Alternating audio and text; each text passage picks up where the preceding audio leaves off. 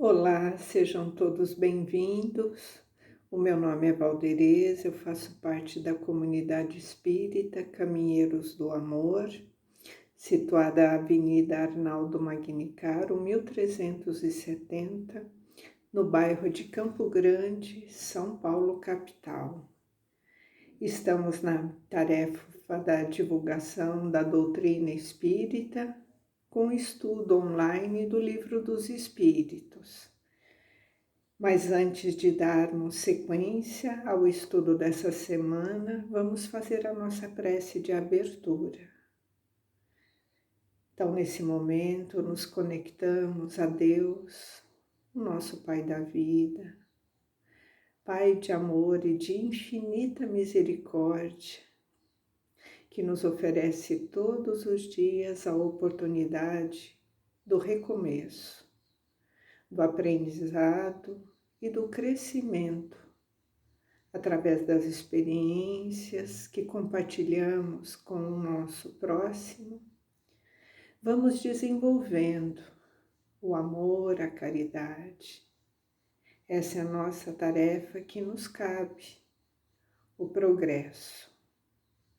E progrediremos sempre em contato com os nossos desafios, com as nossas tarefas. Vamos desenvolvendo o amor. E contamos sempre com o nosso irmão maior, o Mestre Jesus, que nos trouxe o modelo e o guia a seguir. Ele é o nosso farol que nos direciona por estradas muito assertivas. Agradecemos também ao nosso mentor, esse irmão espiritual que está conosco, a nos intuir e a nos inspirar, a continuarmos firmes na nossa tarefa, na jornada evolutiva. Que assim seja, graças a Deus, graças a Jesus. Como dissemos no início, estamos no estudo do Livro dos Espíritos, capítulo número 4, estamos estudando o item número 3, a lei de reprodução. E hoje teremos duas questões que são os obstáculos à reprodução.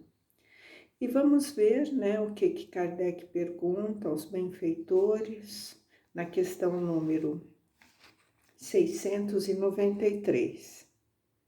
Kardec pergunta: as leis e os costumes humanos que têm por objetivo ocasionar obstáculos à reprodução são contrários à lei natural? E eles respondem: tudo que entrava a marcha da natureza é contrário à lei geral. E ele continua perguntando: entretanto, a espécie de seres vivos, animais e plantas, cuja reprodução indefinida seria nociva a outras espécies, e o próprio homem seria logo a vítima. Comete ele um ato repreensível, detendo essa reprodução? E eles respondem. A resposta ela é longa e já é explicativa, mas antes de fazermos as reflexões, vamos ver o que eles responderam. Porque primeiro Kardec pergunta se tudo aquilo que o homem coloca de obstáculo à lei de reprodução é contrário à lei natural, e eles respondem que tudo que entrava à marcha da natureza é contrário à lei natural. Então ele fala que sim, a princípio sim, tudo que entrava, esse processo natural, vai contrário à lei geral, que é essa lei da natureza. Entretanto, ele vem com esse questionamento, se quando essas espécies elas estão se reproduzindo de forma indefinida e que seria nocivo, uma ou outra espécie, até mesmo o próprio homem, né? Se ele está transgredindo essa lei em colocar obstáculo a essa reprodução. Então vamos ver o que eles respondem. Deus deu ao homem, sobre todos os seres vivos, um poder que ele deve usar para o bem, mas não abusar. Aqui ele está falando da inteligência, né? Da condição da razão que Deus deu ao homem. Então, o homem pode sim usar a sua inteligência para o bem, para o positivo, né? Mas ele tem que prestar atenção se ele não faz um uso equivocado dessa razão, dessa inteligência. Eles continuam respondendo. Ele pode regrar a reprodução segundo as necessidades. Então, aqui ele fala. Sim, ele pode ali regular algum tipo de desordem que está ocorrendo na natureza, segundo as necessidades. Então, não é pelo desejo dele, né? Um desejo próprio de saciar ali um objetivo pessoal, né? Ou financeiro de algum grupo. Segundo as necessidades ali, né, que vai favorecer para o bem. E eles continuam.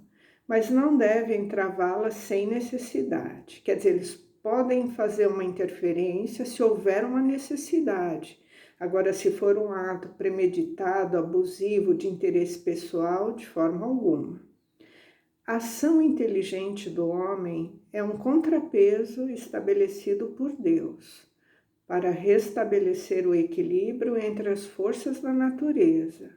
Então ele fala assim, o homem pode usar a sua inteligência para controlar alguma desregulação, né, que tenha porventura ocorrido ali por algum excesso ou outro. O homem sim, ele pode regular aquilo através de uma conduta assertiva para o bem. É isso ainda que o distingue dos animais. Então, o homem tem o poder da razão, do raciocínio, ele pode ter uma interferência positiva, é por isso que ele está acima dos animais.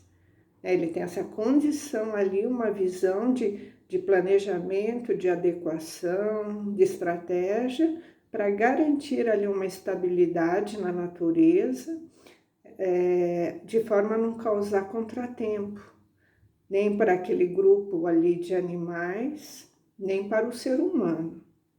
Porque o faz com conhecimento de causa. Mas aí ele fala assim, o homem pode interferir se houver necessidade, mas ele continua aqui falando.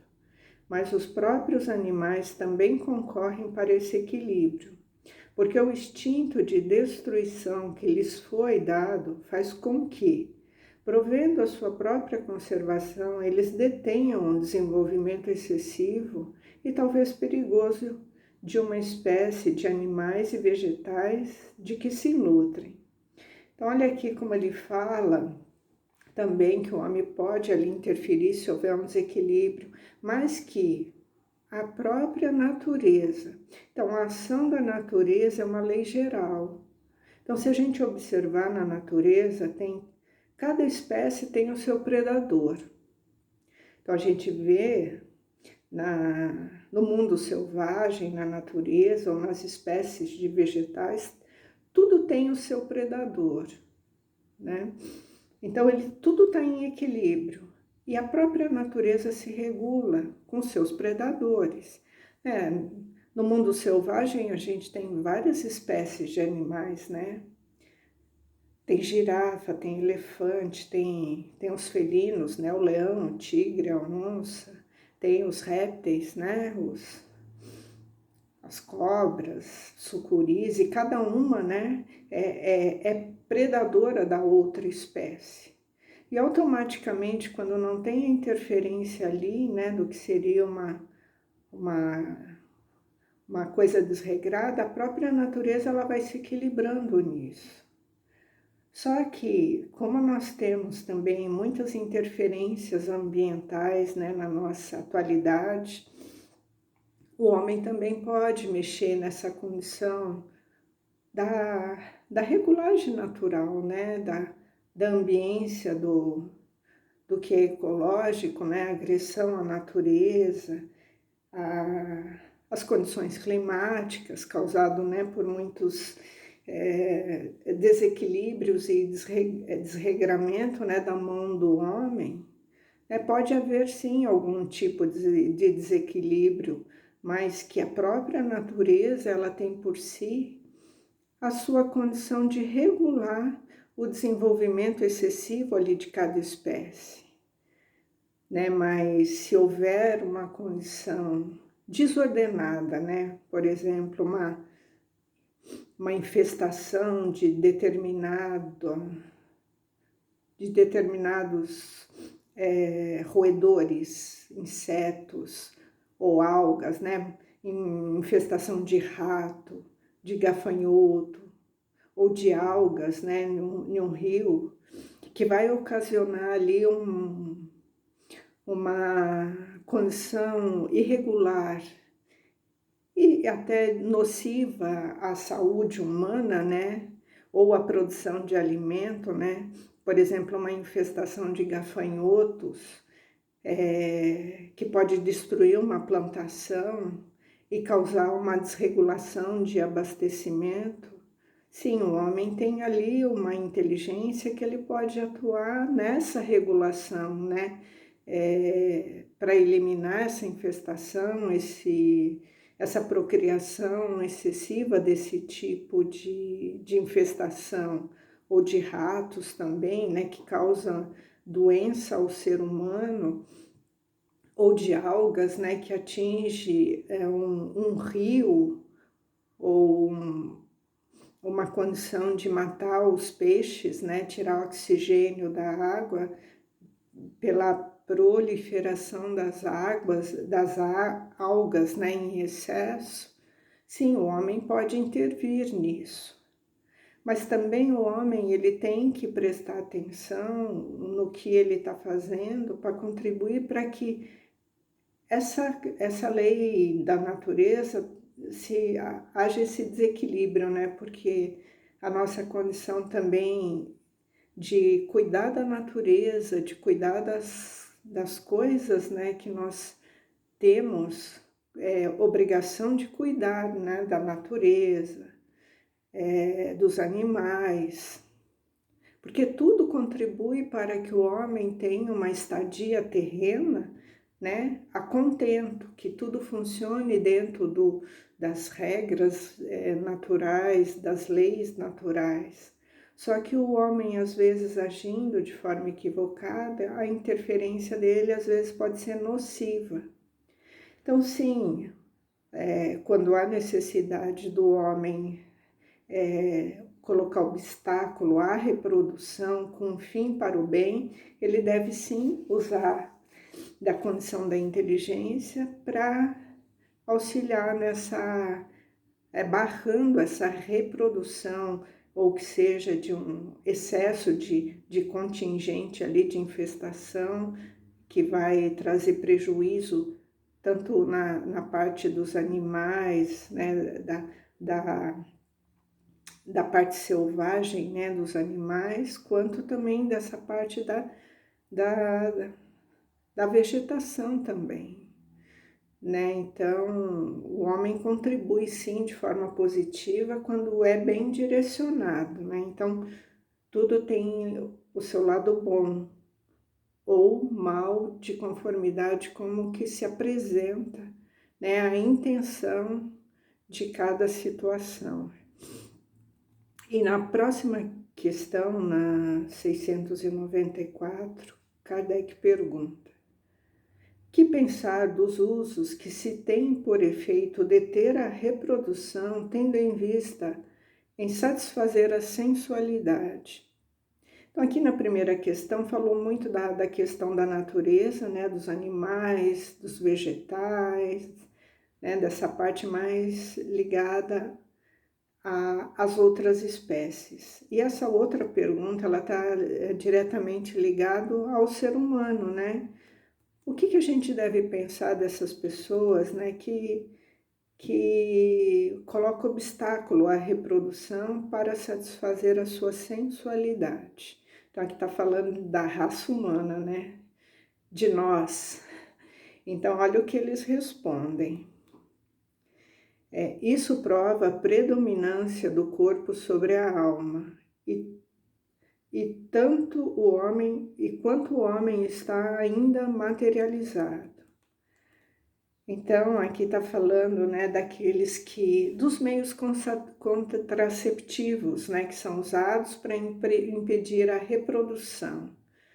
Né? O que a gente deve pensar?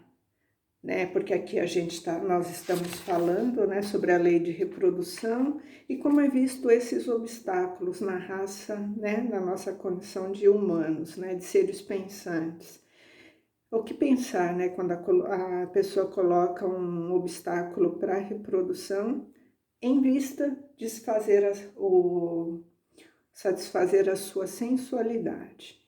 Então, aqui está falando da forma equivocada que as pessoas se relacionam, né, só por objeto de desejo, né, como que elas se comportam em relação aos seus instintos, em detrimento à questão dos afetos, da família, né, da condição de abraçar uma maternidade, uma paternidade responsável. Se aqui, o que a gente vai pensar dessas pessoas, né, que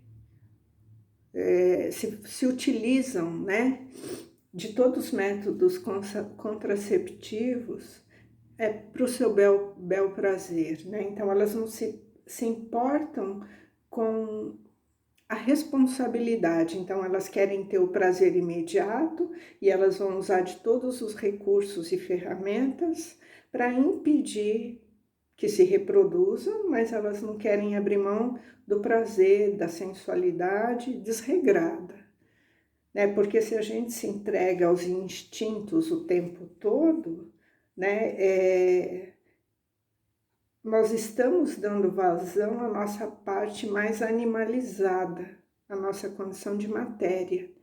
E não estamos dando vazão à nossa condição espiritual de saber quais são os nossos compromissos, as nossas responsabilidades em relação a tudo que nos circula, né? Porque as nossas ações, elas têm consequência.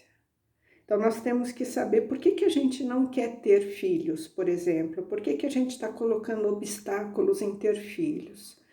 Porque a gente quer satisfazer somente os nossos prazeres, nós estamos pensando só de forma egoísta em não estragar o nosso corpo, em curtir a vida, pensando que eu não quero compromisso porque filho dá muito trabalho, eu quero curtir a vida, ou eu tenho uma condição de que eu escolho não ter, né, filhos, famílias por um bem maior, por uma causa que vai abranger uma condição de dedicação a um estudo, ou vou me dedicar a uma condição de trabalho social, ou eu vou me dedicar a cuidar do meu pai, da minha mãe. Então eu não quero abraçar uma maternidade, uma paternidade, porque eu tenho um compromisso maior, né? Que por instinto eu abraço esse compromisso e é uma causa que vai trazer benefícios para mais pessoas, né? Ou eu vou ser um cientista, eu vou me debruçar num estudo, e se eu tiver uma família agora, isso vai, né, atrapalhar essa condição, talvez um compromisso que eu assumi com o meu lado de profissional, o meu lado de missionário. Então, eu tô deixando, né, de ter esse compromisso com a reprodução por um bem maior ou por um lado egoísta, de sensualidade, de vaidade e de não querer assumir responsabilidades de co-criadores com Deus, para que esses filhos, né, talvez um compromisso assumido no plano maior, de estar junto de novo com esses afetos ou desafetos, para que possam, né, restabelecer laços de afetos, ou contribuir para que esses espíritos reencarnem. Imaginem, né, aqueles que assumiram o compromisso de ter filhos, né, e quando chega aqui, corrompidos, né, pela sensualidade, pelo mundo material, pelos deleites e os prazeres da vida, simplesmente mudam de ideia, né? Porque quando nós estamos aqui no peso da carne, a gente não faz ideia, né, dos nossos compromissos. E aí a gente dá vazão aos nossos instintos primitivos e vamos deixando as responsabilidades assumidas para trás. E deixando a oportunidade desses espíritos estarem conosco, né? Mas um dia haverá um momento que esses laços irão se apertando e vão se estreitando, e ora mais, ora menos, teremos que nos recompor, né? Então, quando acontece, né, que se coloca obstáculo a essa reprodução, a fim de satisfazer a nossa sensualidade, nós estamos perdendo a oportunidade, né, de refazer os nossos laços de afetos em prol de nós mesmos e daqueles que nos comprometemos. Então, sim, é um ato de egoísmo, de vaidade, né? E isso prova ainda que somos muito movidos pelos nossos instintos, né? E essa sensualidade desregrada, ela vai trazer muitas dificuldades, né? Na nossa vida atual e na nossa vida futura, onde teremos que nos recompor. E temos que aproveitar a oportunidade que temos, né? Porque muitos falam que eu não... Sempre ficam, né, arrumando uma desculpa, eu não vou ter filho porque filho dá muita despesa, que mundo é esse, né? Sempre arrumando muita desculpa para não ter filho, mas acabam se envolvendo com muito mais questões, né, de gastos financeiros, às vezes até muito maior do que a condição de criar um filho, né? Então, que nós possamos usar a doutrina, né, e esses esclarecimentos para ver o que realmente nos movimenta, o que nos move. Se são os nossos prazeres momentâneos, a nossa vontade de querer ficar na zona de conforto, né? Não querermos compromisso com o trabalho útil, né? Porque como vimos no capítulo anterior, tudo aquilo que nos coloca em movimento para o bem, para o trabalho útil, faz parte do nosso desenvolvimento e do nosso progresso. Então não devemos fugir da nossa responsabilidade, muitas vezes, né? Da maternidade, da paternidade, que muitas vezes essa tarefa é a maior tarefa que nós iremos desenvolver na nossa jornada. E Deus muitas vezes nos concede essa experiência para que possamos realmente entender o propósito da vida. Que assim seja. Graças a Deus, graças a Jesus.